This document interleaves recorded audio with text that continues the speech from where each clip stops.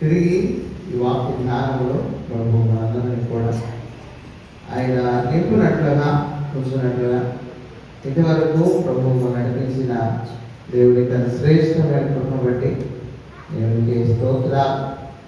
ఈ సమయంలో ఇంతవరకు దేవుని స్తుతించాం. అలాగే దేవుని సమయంలో వాక్యాన్ని మనం ధ్యానించుకుందాం. దేవుని పరిశుద్ధ గ్రంథాలను మనం తెలిసినట్లయితే మాటను చదువుకొని ఆ పైన మనందరం కూడా దేవుని వాక్యంలో సాగుతున్నాం.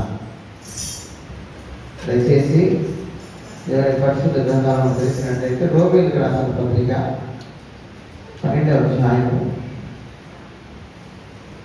11వ వచనాన్ని మనం చదువుకుందాం.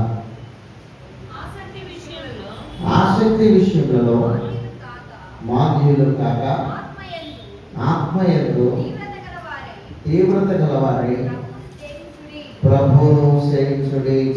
చిన్న ప్రార్థన చేసుకొని దేవుని వాక్కులను ముందుసాగి కూడా మహోన్నత ప్రభుల దేవ కృతజ్ఞతల స్తోత్రాలయ్యా. ఈ శ్రేష్ఠ కృపను బట్టి మేమందరము కూడా ఇంతవరకు ఇదో ప్రభువా నేను స్తుతించా. నేను ఎంత స్తుతించినా మా రుణము తీరదయ్యా. నీ వాక్యం చెప్పినట్టుగా ఇదిగో ప్రభువా మరి మాకు ఇచ్చిన ఈ శ్రేష్ఠ కృపను బట్టి తిరిగి మీ పునరుద్ధారణ పోయి వాక్యం పరిచయం మమ్మల్ని మీరు నింపినందుకే నడిపించినందుకే స్తోత్రాలు. ఇదో ప్రభువా చదవని వాక్యాన్ని దీవించండి. శ్రేష్టమైన మీ ఆత్మ సంగతి మాకు తెలియజేయండి. మాతో మాట్లాడండి. ఇదో ప్రభా మీ ఆత్మను నడిపిస్తున్నాను.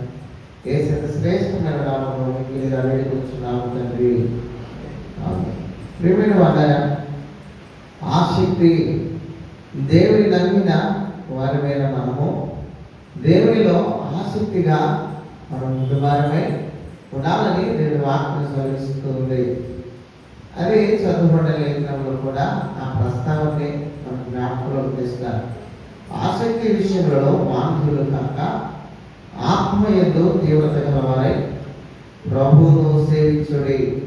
ఇక్కడ మానవులు అంటే మరి ఏదైతే ఆ యొక్క శరీరం ముందు మాంద్యము అంటే కొన్ని దగ్గర మనం చూస్తూ ఉంటాం. ఆ యొక్క రకమైన మాంద్యము అంటే చొక్కదాచుకోవటం, లేకపోతే ఒక రకమైన బలహీనత, ఒక రకమైన ఆ శరీరం ముందు తెలియకుండానే కదా ఒక్కొక్కసారి కన్నీళ్ళు కారిపోతాయి, ఒకసారి నోట్లోని చొక్కగారిపోతూ ఉంటారు. మరి వీటి పరిస్థితుల ఉంటున్న ప్రతి దాన్ని బట్టి ఈ మానవులుగా మరి ప్రభు వారిని జ్ఞాపకం చేసుకున్నాడు. అయితే ఆత్మయంలో ఏమైండాలంట? తీవ్రత గలవారై ప్రభువును సేవించు. ఇది ఎవరి గురించిన మాంద్యము అంటే దేవుడి విశ్వాసమైన దేవుని నమ్మిన ప్రజలమైన మనందరం కూడా ఆత్మయంలో తీవ్రతగా ఉండాలని ప్రభు జ్ఞాపకం చేసుకున్నాడు.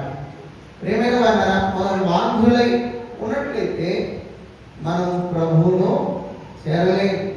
కొన్ని విషయాల్లో ఏదైతే ఆ మాంద్యాన్ని బట్టి లేక వారికి ఉన్న ఆ యొక్క ఆ అలవాటును బట్టి లేక వారిలో ఉన్న ఆ యొక్క బలహీనతను బట్టి వారు చేయాలనుకున్న పనిగా సైతము చేయలేదు. వెళ్ళాలనుకున్న ఆ స్థలమునకు వారు వెళ్ళలేదు. ఏదైతే వారు ఒక దగ్గర చూడండి, ఆ మాంద్యాన్ని బట్టి కొంతమంది ఎక్కువ ఇష్టపడరు. వారు తృణీకరించబడతారు. ఇష్టంగా వారిని మనం ఒకవేళ పలకరించాలనుకున్నా అంటే తప్పుగా కాదు, వారి పరిస్థితిని వెంటనే హత్తుకోవాలన్నా వెంటనే పలకరించాలన్నా ఒక రకమైన ఒక మాంద్యం వారిలో ఉంటుంది. మరి రెండోదిగా మనం చూస్తే అలాగే కొన్ని దగ్గర వివాహాలు కానీ, కొన్ని దగ్గర ఏదైనా వారికి ఉద్యోగాలు కానీ, లేదా కొన్ని దగ్గర వారికి ఏదైనా ఒక రకమైన ఘనత కానీ ప్రియమైన వాళ్ళరా అది వారి కూర్చుంటలో లేక వారి దాన్ని కూర్చుకుంటలో వారు వెనక మరి ఉంటారు. ఎందుకు ఈ ప్రస్తావన జ్ఞాపకం చేస్తున్నారంటే ఆత్మయందు తీవ్రత లేకపోతే మనము మాంద్యులుగా అయిపోతారు. ప్రియమైన వాళ్ళరా దేవుడు ఇచ్చే కృపలను సైతము మనము పోగొట్టుకుంటా. మనం బాధ్యులై ఉంటే దేవుడిచ్చు ధైర్య సైతము మనము పోగొట్టుకుంటా. విడవబడిన వారిలో మనం ఉంటాం. ప్రభు ఎన్నిక చేయబడినప్పటికీ ప్రభుచే మనం తృణీకరించబడాల్సిన పరిస్థితిలో ఉండగా ప్రభు రక్షించిన రక్షణకు సైతము మనం తీవ్రత గలవారి ఉండకపోతే మనం బాధ్యులలో చేర్చబడతాం. అలాగైతే మనం ఎన్నో దేవుని కృపలను మూలిపోతామని దేవుని వాక్యం జ్ఞాపకం చేస్తుంది.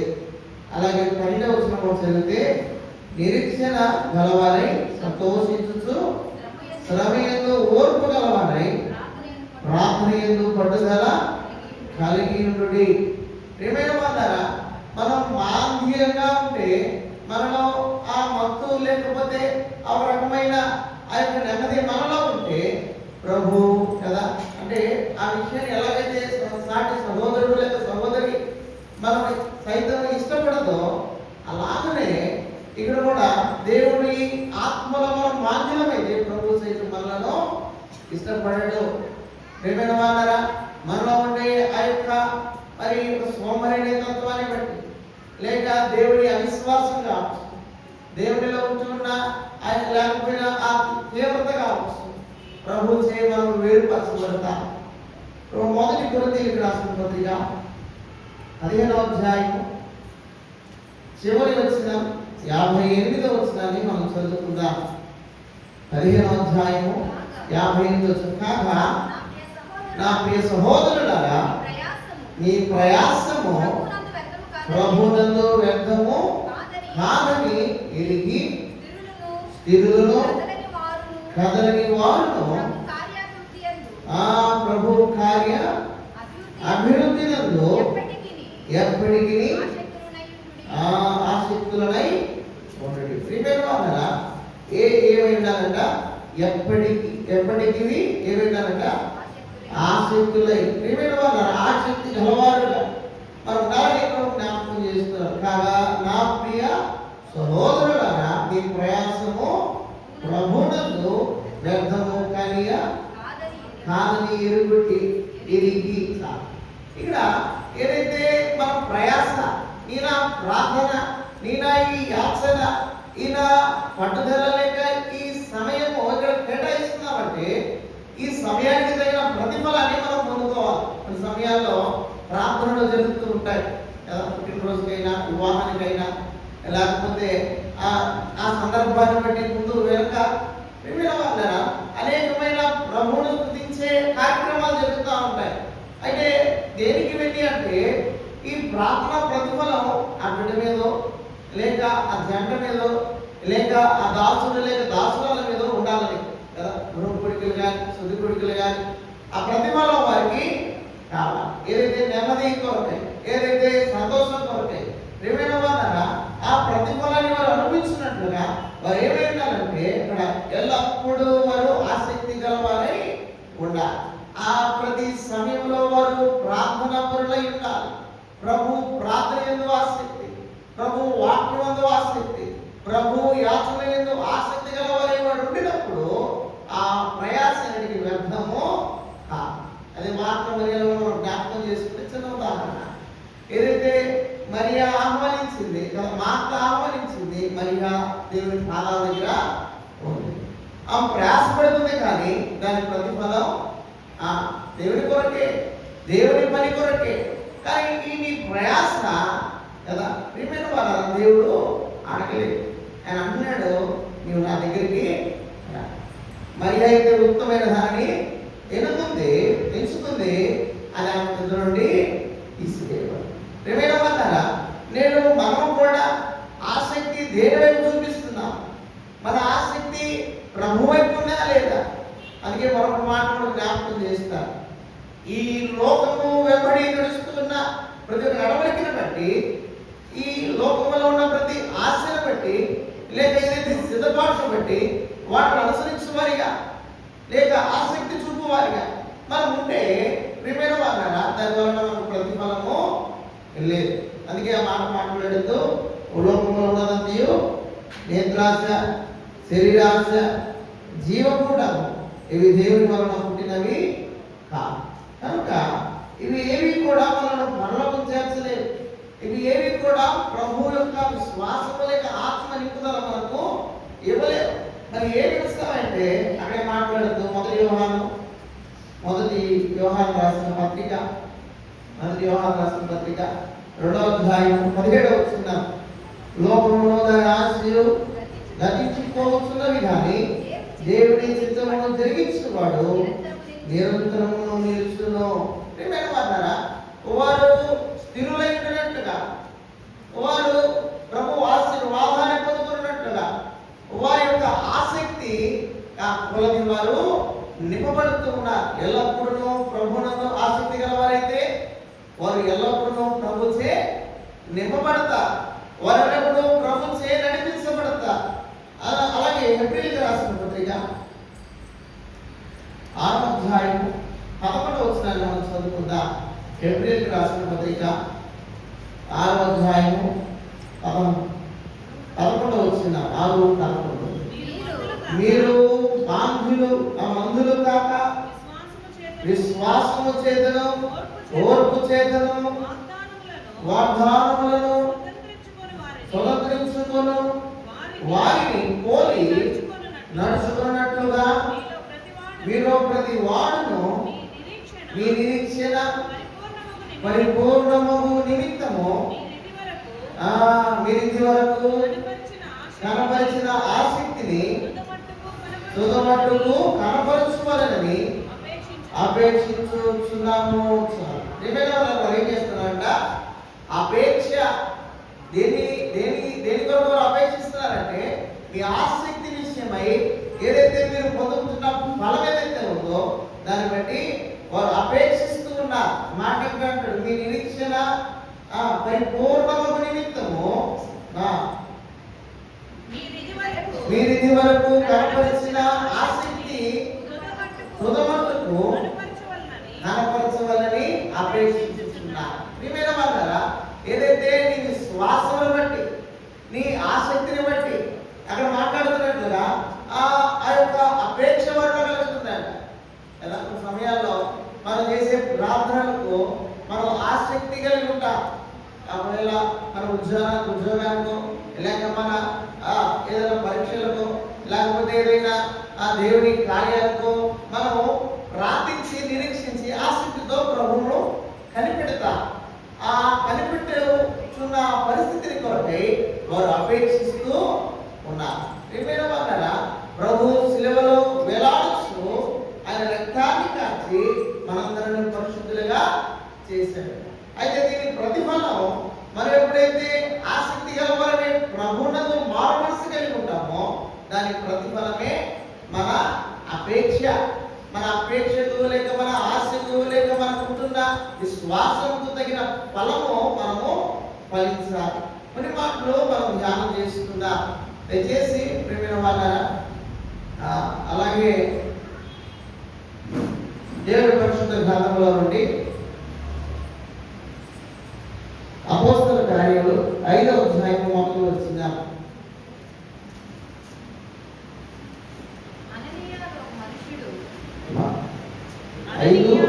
క్షమించాలి 5:31. ఇశ్రాయేలునకు మారు మనస్సును పాప క్షమాపణను దయచేయుటకై దేవుడు ఆయనను అధిపతిని గాను రక్షకుని గాను తన దక్షిణ హస్తం చేత హెచ్చించి ఉన్నాడు. మాట ప్రస్తావన మనం జాగ్రత్తగా చూస్తే ఇశ్రాయేలులకు మారు మనస్సు పాప క్షమాపణ దయచేయుటకై దేవుడు ఆయనను అధిపతిని గాను రక్షకుని గాను తన దక్షిణ హస్తము చేత హెచ్చించి ఉన్నాడు. క్రీస్తు ప్రభువును ఇశ్రాయేలు జనాంగం యొక్క రక్షణ కొరకు ప్రభు ఏం చేస్తున్నాడంట? పంపించి ఉన్నాడు. అలాగే మరొక ప్రస్తావన చూస్తే 11వ అధ్యాయము 18వ వచనం. అపోస్తల కార్యములు 11వ అధ్యాయము 18వ వచనం. వారు 18 వారు ఈ మాటలు విని మరి ఏమి అడ్డము చెప్పక అట్లయితే అన్ని జనులను దేవుడు జీవనార్థమైన మారు మనసు దయచేసి ఉన్నాడని చెప్పుకొచ్చు దేవుని మహిమపరిచిరి. ఈ ప్రస్తావన మనం చూస్తే ఇక్కడ ఇశ్రాయేలుకు మారు మనసు కలిగించినకై దేవుడు అమ్మబడి ఉన్నాడు. అలా ఇక్కడ కూడా చూస్తే అట్లయితే అన్ని జనాంగములకు దేవుడు జీవనార్థమైన మారు మనసు దయచేసి ఉన్నాడని చెప్పుకొచ్చు దేవుని మహిమపరిచింది. అక్కడ ఇశ్రాయేలుకు దేవుడు, ఇశ్రాయేలుకు రక్షకుడు, ఇక్కడ అన్ని జనాంగములకు కూడా రక్షకుడై ఉంటున్నాడు. ప్రేమైన వాళ్ళరా, ఈరోజు నీ ఆసక్తి మారు మనస్సు, నీ విశ్వాసం ఏదైతే ఉందో, నీవు నమ్మిన నీ దేవుడు దాని ప్రతిఫలం నీకు దయచేయనై ఉన్నాడు. నీ అపేక్షకు తగిన ప్రతిఫలం, నీ ఆశకు తగిన ప్రతిఫలం, నీ ఆసక్తికి తగిన ప్రతిఫలం. అది అంటాడు మాంద్యులు కాక, ఆ మాటనే ప్రస్తావన చేశాడు, మాంద్యులు కాక మనము దేవుడి ప్రతిఫలాన్ని అనుభవించుటకై మనకు మారు మనస్సు ఎంతైనా అవసరం. అందుకే ఈయన ఇశ్రాయేలుకు దేవుడు, అన్య జనాంగములకు దేవుడు.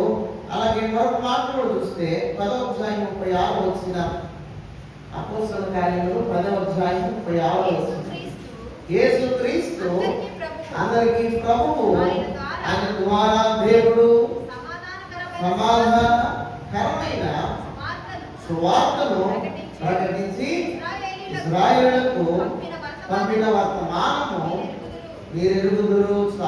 ఏదైతే ఇశ్రాయేలుకు పంపిన వర్తమానం ఏదైతే ఉందో ఆ వర్తమానం జ్ఞాపకం చేస్తూ యేసు క్రీస్తు అందరికీ ప్రభువు. ప్రేమైన వాళ్ళరా, ఈనాడు నీ మారు మనసుకు తగిన ఫలము నీవు ఫలించుటకై ప్రభు నీ కొరకై రక్తాన్ని కలుస్తూ ఉన్నాడు. ప్రభు నీ కొరకై ప్రయాసపడుతూ ఉన్నాడు, నీ కొరకై అవమానపడుతూ ఉన్నాడు. అలాంటి గొప్ప దేవుని విషయంలో నీవు ఎలా ఉండాలంట? ఆసక్తిగా ఉండాలి. ఆ మాంధులుగా మనం ఉంటే, ఒకవేళ ఆ మాంధుల యొక్క పోలిక మనం చూసినప్పుడు వారు ఎలా ఉన్నారంట? ఒకవేళ వారి శరీర లోపం కావచ్చు, వారిలో ఉండే మాంద్యం కావచ్చు, లేక వారిలో ఉండే అవలక్షణం కావచ్చు, వారు ఎదుటి ఆ ప్రజాలకు లేక జనములకు వారు ఎంతో ఇష్టకరంగా కానీ వారు హత్తుకునే విధంగా కానీ వారు లేరు. ఎందుకు ఈ ప్రస్తావన జ్ఞాపకం చేస్తున్నానంటే, ఒకవేళ నీ మారు మనసు విషయంలో కూడా తగిన ఫలము నీవు ఫలించకపోతే ఈ దేవునికి కూడా నీవు ఇష్టకరంగా ఉండకపోవు. ఆ విశ్వాసం నీలో లేకపోతే, ఆ మారు మనసు అనుభవం నీలో లేకపోతే, ఆ సిద్ధపాటు నీలో లేకపోతే, ఏదైతే మార్గ చేర్చుకున్నప్పటికీ దేవుడికి ఇష్టకరంగా లేదో అలా మనము కూడా ప్రభువును చేర్చుకున్న వారమైనప్పటికీ కూడా ప్రభువుకు మనం ఇంకా ఇష్టకరంగా లేవని జ్ఞాపకం చేసుకోవాలి. ప్రేమైన వాళ్ళరా, ఆసక్తి కావాలి, ప్రభువును ఎదుర్కొనటంలో ఆసక్తి కావాలి, ప్రభువును ప్రార్థించడంలో ఆసక్తి కావాలి, ప్రభువును యాచించడంలో, ధ్యానించడంలో, ఆయన యందు జీవించడంలో, కలిగి ఉన్న పరిశుద్ధతలో మనకు ఆసక్తి కావాలి. ప్రభు ఇలా ఉంటే నచ్చుతుందా అమ్మా? ఎదుటి వారికి ఇలా ఉంటే నచ్చుతుందా? లేకపోతే మనం ఇలా ఈ వస్త్రధారణ లేక ఈ అలంకరణ, లేకపోతే ఈ మాట తీరు, లేక ఈ విధానం, ఈ వాహనం, ఈ గృహం ఇలా ఉంటే నచ్చుతుందా? అలాగే నీ దేవుడికి నువ్వు ఎలా ఉంటే నచ్చుతుంది? నువ్వు ఏ ఆభరణం ధరించుకుంటే నచ్చుతుంది? నువ్వు ఏ వాహనం ఉంటే నచ్చుతుంది? ఏ గృహంలో ఉంటే నచ్చుతుంది? ఏ శ్వాసంలో ఉంటే నచ్చుతుందో ఈ మధ్యకాలం ఎలా మనం ఆలోచన చేద్దాం. దయచేసి అపోస్తల కార్యములు 20 మనం ధ్యానం చేసుకుందాం. మరియు ప్రయోజనకరమైనది ఏదియో దాచుకొనక బహిరంగముగాను ఇంటి ఇంటను మీకు చేయించు బోధించుచు దేవుని ఎదుట మారు మనస్సు పొంది మన ప్రభువైన యేసు క్రీస్తునందు విశ్వాసం ఉంచవలెనని యూదులకును క్రీస్తు దేశస్థులకును ఇలాగూ సాక్ష్యమిచ్చుచుండెను. ఇదంతయు మీకు తెలియను. ప్రియమైన వాళ్ళకి మాట్లాడుతూ దేవుని ఎదుట మారు మనస్సు పొంది మన ప్రభువైన యేసు క్రీస్తునందు విశ్వాసం ఉంచు. ఉంచవలనని యూదులకును గ్రీసు దేశస్థులకును ఎలాగో సాక్ష్యం ఇచ్చుచుండేనో ఇదంతయు మీరు మీకు తెలిసిన విషయం. ఏదైతే యెషయా 59 ప్రారంభంలో అంటాడు కదా, 53 ప్రారంభంలో అంటాడు కదా, మేము తెలియజేసిన సమాచారము ఎవరు నమ్మాడో యెహోవా వాక్కు దేవునికి బయలుపరచబడిన చెప్పబడుతున్న దేవుని వాక్కు లేక దేవుని ప్రకటన, దేవుని సువార్త ప్రకటించబడుతూ ఉండగా విశ్వాసమించిన వాడు, మారు మనసు పొందిన వాడు నిత్య జీవంలోనికి ప్రవేశిస్తున్నాడు. ఈరోజు నీలో విశ్వాసము ఆసక్తి కలిగినదా, విశ్వాసము కలిగినదా? అలాగే నీ దేవునికి ఇష్టకరంగా ఉన్నావా? అలాగే ప్రియమైన వాళ్ళరా, నీ మారు మనసు అనుభవం ఇక్కడ మాట్లాడుతూ దయచేసి అలాగే 21వ వచనం కూడా చదువుతా కదా. 23వ వచనం, బంధకములను శ్రమలను నా కొరకు కాచుకొను పునవని పరిశుద్ధాత్మ ప్రతి పట్టణములను నాకు సాక్ష్యం ఇచ్చుచున్నాడని తెలియను. అలాగే దయచేసి 2వ అధ్యాయం 38వ వచనం, అపోస్తల అదే గ్రంథములో నుండి 2వ అధ్యాయం 38వ వచనం, పేతురు మీరు మారు మనస్సు పొంది పాప క్షమాపణ నిమిత్తము ప్రతి వాడు యేసుక్రీస్తు నామమున బాప్తిస్మము పొందుడి, అప్పుడు మీరు పరిశుద్ధాత్మను వరము పొందుదురు. అక్కడ మాటలో ఒక పేతురు జ్ఞాపకం చేస్తూ ఉన్నాడు. మీరు మారు మనస్సు పొంది పాప క్షమాపణ నిమిత్తము ప్రతి వాడు యేసుక్రీస్తు నామములో బాప్తిస్మము పొందుడి. ఏదైతే విశ్వాసమును బట్టి నీ ఆసక్తి ప్రభువుకి ఇష్టకరంగా నేను నడిపిస్తూ ఉంది. ప్రియమైన వాళ్ళరా, ఆ విశ్వాసమును బట్టి మనం ప్రభు దగ్గరికి రావాలి. ప్రభు దగ్గరలో ప్రభు ఆ యొక్క సైజులలో దృష్టిలో మనం ఉండాలి. ప్రభుకి ఇష్టకరంగా మనం ఉండాలి. ఉదాహరణకు అబ్రహాము జీవితాన్ని మనం చూస్తే దేవుడు ఆయనతో మాట్లాడు, అబ్రహామా అంటే ఏమంటున్నాడు? చిత్తము దేవుని మాటకు లోబడుతూ ఉన్నాడు. అయ్యా అలాగే చిత్తం ప్రియమైన వాళ్ళారా, అలాగా దేవుని మాటకు లోబడు. దేవుని ఎవరైతే దాసురాలు ఉన్నారో, దేవుని ప్రజలు ఉన్నారో వారు రక్షణలో ఉన్నారు. వారి కుటుంబం అబ్రహాము తన కుమారుని రక్షించుకున్నట్టుగా ప్రియమైన వాళ్ళారా, దేవుడికి ఇచ్చు ఏది కూడా మనకు నష్టము కాదు. మనకు దాని ఆ ప్రతిఫలం ఉంటుంది. లేక ఆయనకి ఇచ్చు నీ స్థుతులు కావచ్చు, ఆయనకి ఇచ్చు నీ అర్పణ కావచ్చు, నీ ఆరాధన కావచ్చు, నీ ఏర్పాటు సిద్ధపాటు కావచ్చు, నీ ఆసక్తి కావచ్చు, తగిన ప్రతిఫలాన్ని నీవు పొందుతా. తగిన పంటను ఆ సమయంలో నీవు మోస్తామని దేవుడు జ్ఞాపకం చేస్తూ ఉన్నాడు. కాబట్టి మనం ఏం చేయాలంటే మారు మనసు అనుభవంలోనికి రావాలి.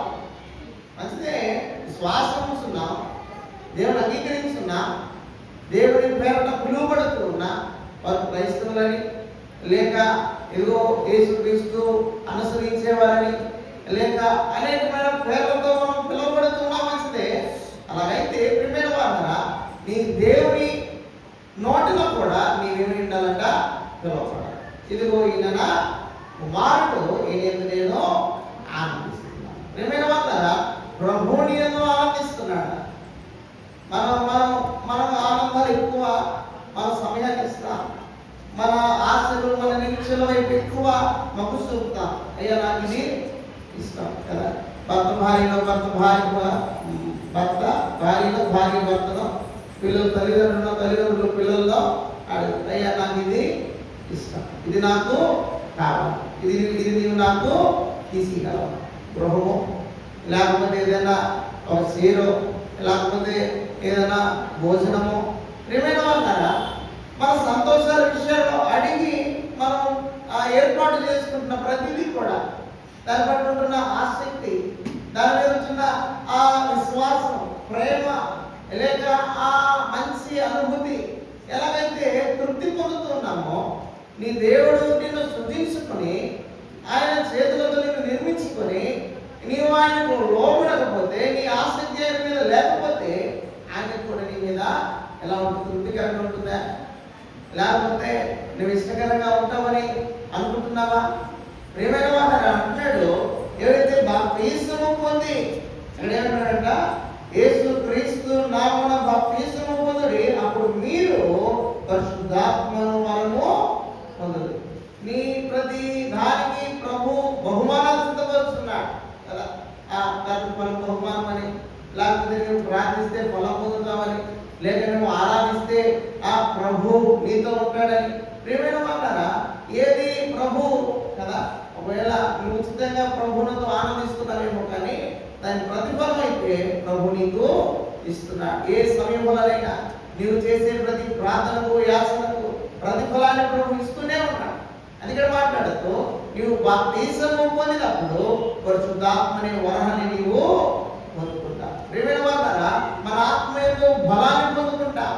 ఆ యొక్క అది దేవుడు ఆత్మగా ఆరాధించేవారు ఆత్మతోనూ సత్యముతోనూ ఆరాధింపబడేది కదా. దేవుని ఆత్మ పూర్ణమై, దేవుని యొక్క ఆత్మనుసారమై, ప్రభు యొక్క నిబంధనలతో, ప్రభు యొక్క ప్రకటనలతో, ప్రభు యొక్క ఆ అనుసారంలో ఏదైతే ప్రక్రియ లేక ఏదైతే మార్గం ఉందో మార్గంలో నడుస్తూ ఉండగా నీవు నెమ్మదిని పొందుతావు, నీవు వరాన్ని పొందుతావు. లేదా కొన్ని సమయాల్లో అక్కడ ఎక్కడో అమృతం ఉంటుందంట, దాని తాగితే ఏమవుతారు, పాట బతుకుతారు, ఎవరంగా ఉంటారంట. అప్పుడప్పుడు చిన్నప్పుడు అక్కడక్కడ ఏమన్నా చూసుంటాం కదా. అదేవిధంగా ఎవరు మనందరూ మానవ అనుభవంలోకి వచ్చిన వాళ్ళు ఏం చేస్తారంటే, దానికోసం ఏదో కొండకి, ఆ కొండ ఏదో పాము ఏదో ఉంటే దాన్ని తాగి ఆ జీవాన్ని కోరుకుంటాడు.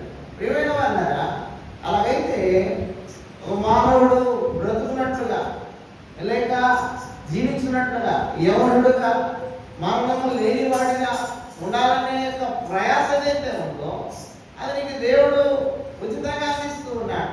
నీవు ఆయన నమ్మి విశ్వసించి నీవు మారు మనసు అనుభవంలో నీవు బాప్తిస్మము పొందితే నీకేం కలుగుతుందంట, పరిశుద్ధాత్మనే వారు. ప్రియమైన వారు, వారికి మరణము లేదు, వారు మరణం నుండి జీవునికి దాటి ఉన్నారు.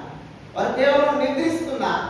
వారి నిద్ర ప్రియమైన వారు ప్రభు మాట చేత, ప్రభు నోటి ఆ యొక్క మాట చేత, లేక దేవుడు వారి పేరు పిలుస్తూ వారిని లేపుతూ ఉన్నారు.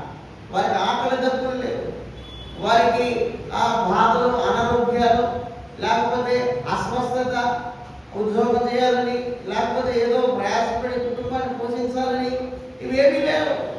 వారు నెమ్మది ఉండే స్థలంలో ఉన్నారు, వారు నెమ్మది పొందుతున్నారు, వారు ఆరోగ్యకరంగా ఉన్నారు. ఈనాడు నీవు నేను కూడా ప్రయాసపడుతున్న ఈ ప్రయాసకు ప్రతిఫలం నీవు పొందాలంటే నువ్వు ఆసక్తి గలవాడివై ఉండాలి. నీ ఆసక్తి మాధ్యము గలదైతే ఆ యొక్క మందమైనదిగా లేక ఆ యొక్క అవలక్షణం కలిగిన వాడిగా నీవు ఆరోగ్యంగా ఉండి కూడా నీవు ఏదో మాంద్యంగా ఒకవేళ ప్రభువులో నీ పరిస్థితులు, నీ స్థితిగతులు ఉన్నట్లయితే ప్రియమైన వాళ్ళగా ప్రభువు నీ ఏదో సంతోషము లేదు, ఆయన నీ ఏదో ఆనందించడం లేదు, ఆయన నీ ఏదో సంతోషించడం లేదు. నీవు స్తుతించలేను, నీవు ప్రార్థించలేను, నీవు ప్రభువును ధ్యానించలేనప్పుడు, నీ శ్వాసను నీవు కనపరచలేనప్పుడు, నీవు ప్రభువును ఆరాధించలేనప్పుడు, నీ లోటు పాటల వలన లేక నీ నిర్లక్ష్యం వలన, నీ మాధ్యమం వలన నీవు కొట్టివేయబడుతున్నావు. జీవ గ్రంథంలో నీ పేరు గ్రంథాలు మోసే, ప్రభువా వీరందరూ కూడా ఇక దోషులే కదా, పదార్థంలో తెచ్చి ఏవైతే వారిని చూసినప్పుడు వీరి పేర్లను జీవ గ్రంథంలో ఏం చేయాలంట, కొట్టివేయండి. వారు త్రోసివేయబడ్డారు, అగాధంలోని వారందరూ కూడా త్రోసివేయబడ్డారు. రోషం కలిగిన దేవుడు ఈనాడు నీకు నాకు దేవుడై ఉన్నాడు. అది దేవుడి పట్ల నీవు సర్వశక్తిని నెమ్మదిని పొందుకున్నట్లుగా మనలో మారు మనస్సు కావాలి. మొదటిగా మనం చూస్తే విశ్వాసము కలిగి ఉండాలి, రెండోదిగా బాప్తిస్మము పొంది ఉండాలి, మూడోదిగా మనం చూస్తున్నా ఇక్కడ 11:18 వచ్చిన అపోస్తలుల కార్యములు 11వ అధ్యాయం 18, 11, 18. వారి ఈ మాట విని మరేమి అడ్డము చెప్పక అట్లయితే అన్ని జనులకు దేవుడు జీవనార్థమైన మారు మనస్సు దయచేసి ఉన్నాడని చెప్పుకొనొచ్చు. ఈ చివరిగా దేవుడిని వారు ఏం చేశారంట? మహిమపరిచారు. ఏమైనా వాళ్ళారా, నువ్వు మారు మనస్సు అనుభవానికి వచ్చినప్పుడు విశ్వాసమును చూపేవాడిగా ఉండాలి. బాప్తిస్మము నువ్వు పొందేవాడే ఉండాలి. దేవుని ఏం చేయాలంట? మహిమ పరచాలి. దేవుని మహిమపరుస్తున్నావా? ఏమైనా వాళ్ళారా, దేవుని మహిమపరచడం అంటే ఏదో మన కాలక్షేపానికి మనకు సమయం ఉన్నప్పుడు, మనకు తీరుకున్నప్పుడు మనం దేవుని మహిమపరచడం కాదు. వారు కలిగిన దేవుని ఆ యొక్క మారు మనసు విషయమై లేక దేవుని రక్షణ విషయమై ఆయన మాట్లాడుతున్నాడు. దేవుడు జీవనార్థమైన మారు మనస్సు దయచేసి ఉన్నాడని చెప్పుకోవచ్చు. దేవుని మహిమపరచారు. వారికి ఆ సమయానికి కలిగిన ఆ నెమ్మదిని బట్టి ప్రభువును స్తుతిస్తూ ఉన్నారు. ప్రియమైన వాళ్ళను ప్రభువును గర్వపరుస్తూ ఉన్నారు. ఈనాడు దేవుని ఆ స్తుతించినట్లుగా ప్రియమైన వాళ్ళగా కదా కొన్ని సమయాల్లో ఆ యొక్క ఆ సెలవు దినం కాబట్టి కదా అట్లా మనం వెళ్ళామని ఇలాంటి పరిస్థితుల్లో ప్రభు మనలో ఆశపడలేదు, ప్రభు మనలో ఇష్టపడలేదు. లూకా రాసిన సువార్త 3వ అధ్యాయం 8వ వచనం మనం చదువుకుందాం.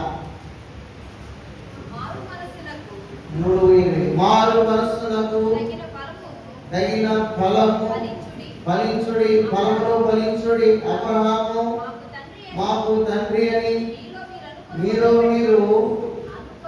అనుకున మొదలు పెట్టుకోవద్దు. దేవుడు ఈ రాళ్ళ వలన అబ్రహామునకు పిల్లలను పుట్టింపగలని మీతో చెప్పుచున్నాను. ఇప్పుడే గొడ్డలి చెట్ల వేరున ఉంచబడి ఉన్నది కనుక మంచి ఫలము ఫలింపని ప్రతి చెట్టు నరకబడి అగ్నిలో వేయబడని చెప్పాను. ప్రియమైన వాళ్ళరా, అక్కడ దేవదాసుడు జ్ఞాపకం చేస్తూ మారు మనస్సు తగిన ఫలములను ఏం చేయాలంట? ఫలించాలి. ప్రియమైన వాళ్ళరా, నీవు బాప్తిస్మము పొందావు, దేవుని మహిమపరుస్తున్నావు, అయితే నీలో ఫలము కావాలి. నీలో ఫలం అంటే నీవు దేవుని బట్టి ఫలింపబడాలి. నీవు నీకు కలిగిన దానిలో నుండి నీవు ఆశీర్వదించబడాలి. ఒకవేళ నీలో నువ్వు ఫలించలేకున్నావు అంటే కదా అక్కడ 9వ వచనం చెప్పినట్లుగా ఇప్పుడే గొడ్డలి చెట్ల వేరున ఉంచబడి ఉన్నది కనుక మంచి ఫలములు ఫలించని ప్రతి చెట్టును నరకబడి అగ్నిలో వివిధ వాళ్ళరా ఆ సమయమున ఆ సందర్భమున దేవుని రాకడన మనందరము కూడా దేవుని దృష్టిలో దేవుని విశ్వాసములో ఆసక్తి మారు మనస్సు గలవారమై మనం మంచి ఫలములో ఫలించమని కూడినట్లయితే మనము రక్షణలోనికి ఆ పరమ రాజ్యంలోనికి మనం ప్రవేశం. అలాగే ఇక్కడ మాట్లాడుతూ ఎవరైతే ఫలింపు లేదు, మారు మనస్సు అనుభవం లేదు, వారు ఏమవుతున్నారంటే వారు కొట్టివేయబడుతున్నారు, వారి అగ్నిలో పారవేయబడుతున్నారు. ఇదే ఆ మాటకు అర్థం. వారు కొట్టివేయబడుతున్నారు, వారి పేరు చివరి గ్రంథంలో నుండి కొట్టివేయబడుతుంది. ఆ అగ్నిలో ఆ నరకంలో మరి ఏమవుతున్నారంట? దోసివేయబడుతున్నారు. ఏమైనా వాళ్ళ దేవుడు ఇదే జ్ఞాపకం చేస్తున్నాడు. మనకు ఆయన ఒక్కడే మార్గం. రేపు సంఘం ఎత్తబడుతుంది, ఆ సంఘంలో నీవు ఉండాలి. అది కాదు యెహోవాను ఆశీర్వదించబడిన వాడా లోనికి రా, వారిని లోనికి రమ్మని దేవుడు ఆహ్వానిస్తూ ఉన్నాడు. నీవు లోన ఉన్నప్పుడు నీవు రక్షించబడతావు. ఆ నోవాహు వైకుంఠము ఏదైతే నీటి మీద రక్షించబడినట్లుగా నీవు దేవుని ద్వారా దేవుని సంఘం ద్వారా నువ్వు రక్షించబడతావు. ప్రియమైన వాళ్ళ ఆ రక్షణ ఆ యొక్క ప్రతిఫలాన్ని నువ్వు చూస్తావు. దేవుడు ఆ యొక్క పరిస్థితిని ఏదైతే మారు మనసుని అనుభవాన్ని ప్రభు నీకు రక్షణగా దయచేస్తూ ఉన్నాడు.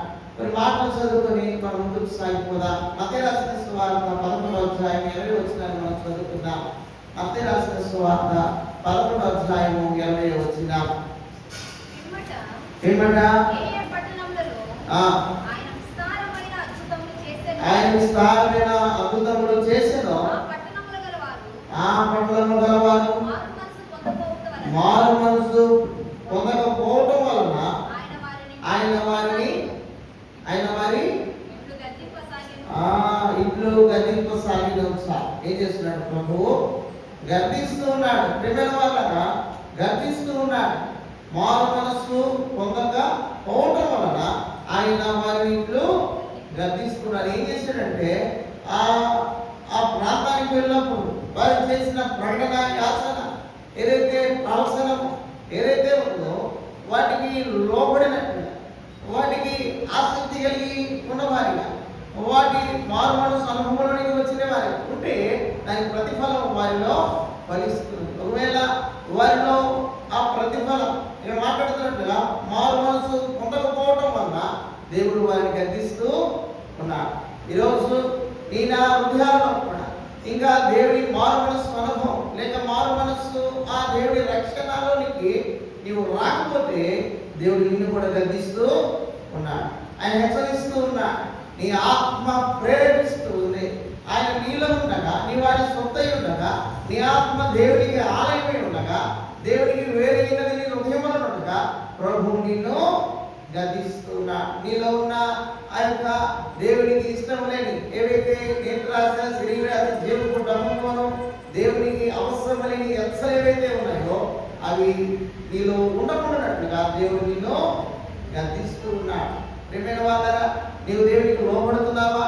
అలాగైతే నీవు మారు మనస్సు ఫలములు ఫలిస్తావు, నీవు అనుభవంలోనికి వస్తావు. అలాగే మార్కు రాసిన సువార్త 16వ అధ్యాయము 16వ వచనాన్ని మనం చదువుకుందాం. మార్కు సువార్త 16వ అధ్యాయము 16వ వచనం. నమ్మి బాప్తిస్మము పొందువాడు రక్షింపబడును, నమ్మని వారికి శిక్ష విధింపబడును. ప్రకటన గ్రంథము 21వ అధ్యాయము, ప్రకటన గ్రంథము 21వ అధ్యాయము 8వ వచనం.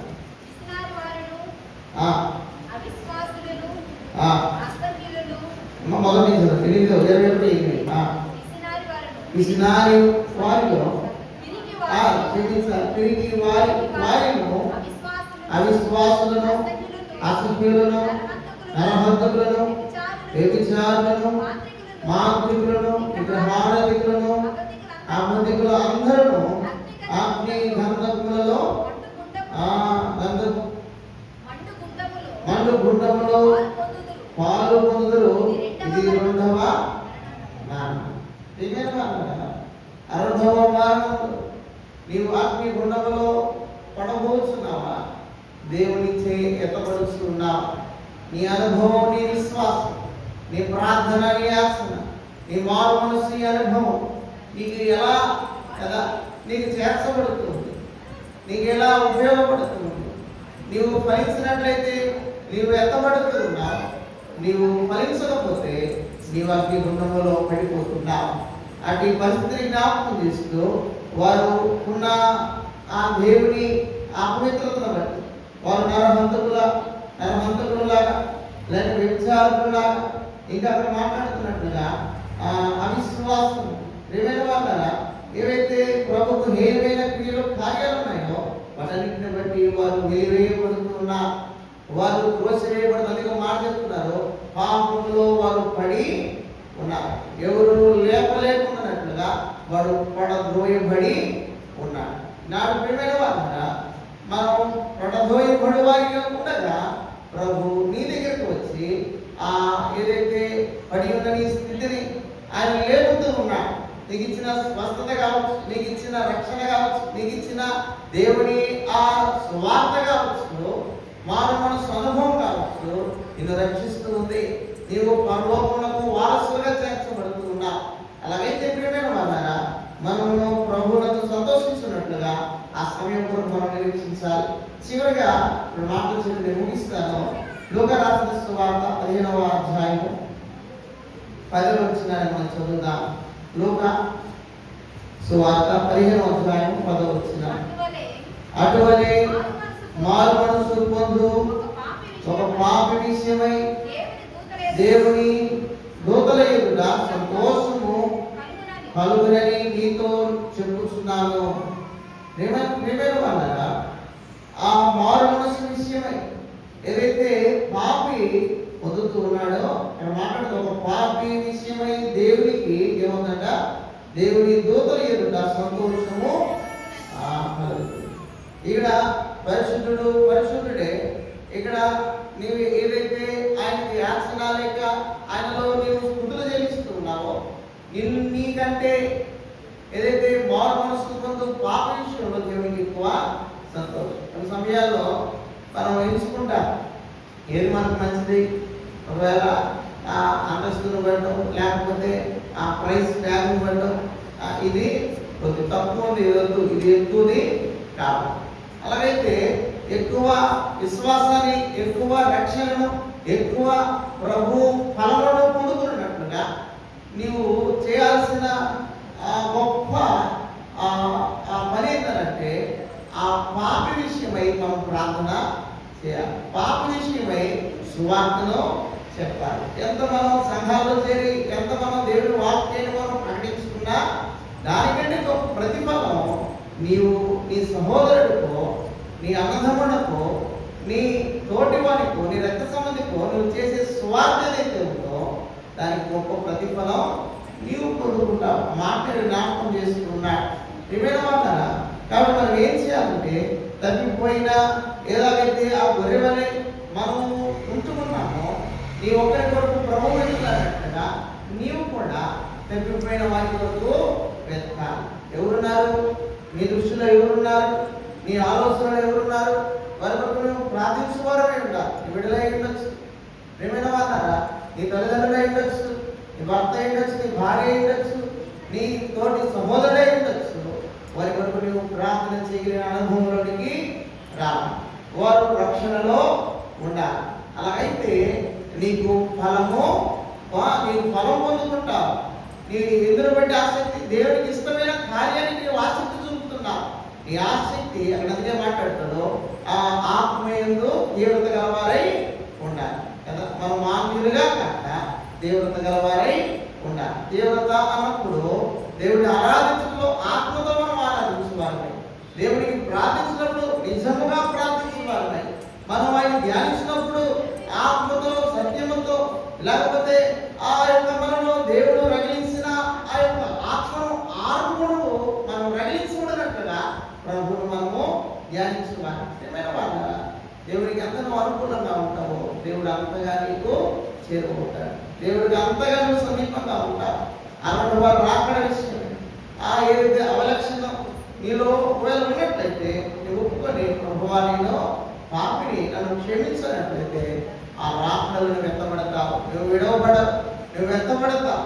అయ్యా నేను అన్నిటికీ బాగానే ఉన్నాను, నేను మారుబడి అనుభవంలోనే ఉన్నాను, చిన్నప్పటి నుంచి రక్షణలోనే ఉన్నాను, ఇలాంటి మాటలు మనం విని చెప్పుకున్నా ఆ దాసుతో చెప్పినట్లుగా అలాగే ఇంకా నీలో కొంత ఇదిగో నీకున్న ఆస్తినంతను సగం అమ్మి ఏం చేయాలంట, బీదలకు ఇవ్వు.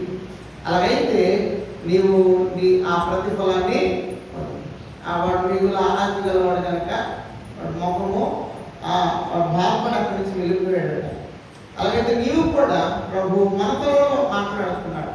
నీలో ఉన్న ఏదైతే ఆ యొక్క ఎక్కువగా నువ్వు సంతోషపడుతున్నా వాటి ఎందుకు ప్రభు నిలబడుతున్నాడు. దాని ఎందుకు నీవు విడిచి నువ్వు ప్రభువుని చేరుకుంటే ప్రభు నిన్ను కూడా ఆశీర్వదిస్తాడు. ఇంకా కొంత మనందరిలో ఉంది. ఎక్కడో ప్రభుకు ఇచ్చే సమయం కావచ్చు, ఇచ్చే అర్పణ కావచ్చు, ఇచ్చే దేవుడి ఆ ఆరాధన కావచ్చు, లోపము ఏమైనా సులభమైన చేతులు పెట్టే పాప. ఇవి మనం కానీ వదులుకున్నట్లయితే, ఇవి కానీ మనం విడిచినట్లయితే మనల్ని పరలోకం ఆపేదానికి ఎవరు సాధ్యమో. ఇదిగో తలుపుని ఎదుట తెలిసి ఉన్నారు, దాన్ని వెయ్యి ఎవరి వలన వెళ్ళిపోతాం అంతే లోపం. ఏమైనా వాళ్ళ ఎవరు ఆపలేదు. ఎవరు నిన్ను పట్టుకొని లాగలేదు. ఒకవేళ అపవాది ఏ రూపంలో నీ ముందు నిలబడి నిన్ను శోధించినా వేధించినా నిన్ను లాగాలని ప్రయత్నించినా నీవు దేవుని మందిరానికి కావచ్చు, దేవుని ఆరాధనకు కావచ్చు, దేవుని ఘనతకు కావచ్చు, నీవు ఆగలేవు.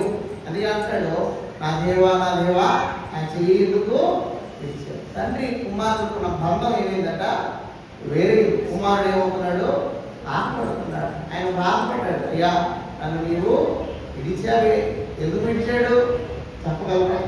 మాట చెప్తే నేను విడిచేస్తాను. ఎందుకు విడిచాడమ్మా? పురుషులు చెప్పాలి, పిల్లలకి అన్నీ తెలుసు. పిల్లలంటే సందర్భంగా కాకుండా ఆంటీ వాళ్ళకి అన్నీ తెలుసు. ఎందుకు విడిచాడు ప్రభు చెయ్య? పెద్దలైనా చెప్పచ్చు. చెప్పండి, విడిచాడు. యేసు ప్రభు చెయ్య ఎవరైనా దేవుడు ఎందుకు విడిచాడు? నా దేవా నా చేతులు విడిచావయ్యా.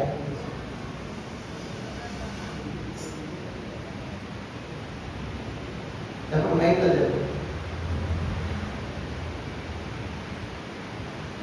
హలో, ఏ కుమారులు ఇద్దరు ఎంతో అన్యాయంగా ఒకరినొకరు విడకుండా ఉన్నాడు. కానీ ఈ శిలువ పరిస్థితికి చాలా కుమారుడు బాధపడ్డాడు. ఎందుకంటే భరించలేనటువంటి పాపం కనుక, శాపం కనుక వాటిని తప్పించడానికి కుమారుడు చూశాడు. కానీ ఆయన తండ్రి వదలలేదు. మంచిది, చక్కని సమాధానం. నేను ముందుకు అడిగితే మొత్తం చెప్పాడు. ఏదంటే మనల్ని పట్టుకునేదానికి ఆయన చేయని వదిలి, అంటే ఏం లేదు. మనం చేయబట్టుకున్నాడు, ఆయన చేయ వదిలి. ఈరోజు మనం కూడా ఏం చేయాలి? ప్రభువును ఎలా అంటామో మనం వేలాడే వాళ్ళు ఏం చేయాలి? పట్టుకోవాలి. వదిలి ఆయన పట్టుకోవడం మనం. అది ఆయన వదిలేసాడు అనుకోండి, మనం ఏమవుతాం? లోయలో. కాబట్టి ఆ రీతిగా మనందరం కూడా మారు మనసు అనుభవం ఉన్నట్టుగా దేవుడు మనం నడిపించినగాక. మనకింత వరకు సహాయపడి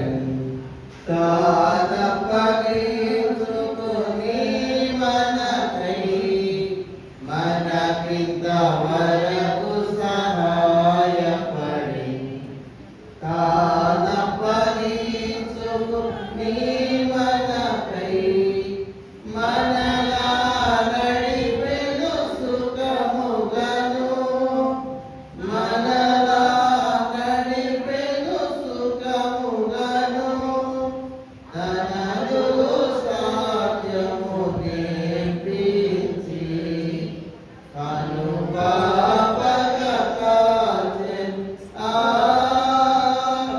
తనదు సాధ్యము నేర్పించి కను పాపగా కాచెను. స్తోత్రించి కీర్తింతుము, ఘనపరచెదము, కొనియాడెదము. ఆదరించి కాపాడువాడు, విడిచువాడు. ఆదరించి కాపాడువాడు, విడిచువాడు. స్తోత్రించి కీర్తింతుము. తండ్రి యొక్క దేవుని ప్రేమ, ప్రభువైన యేసుక్రీస్తు యొక్క కృప, పరిశుద్ధాత్మ యొక్క నిర్ణయ సహవాసం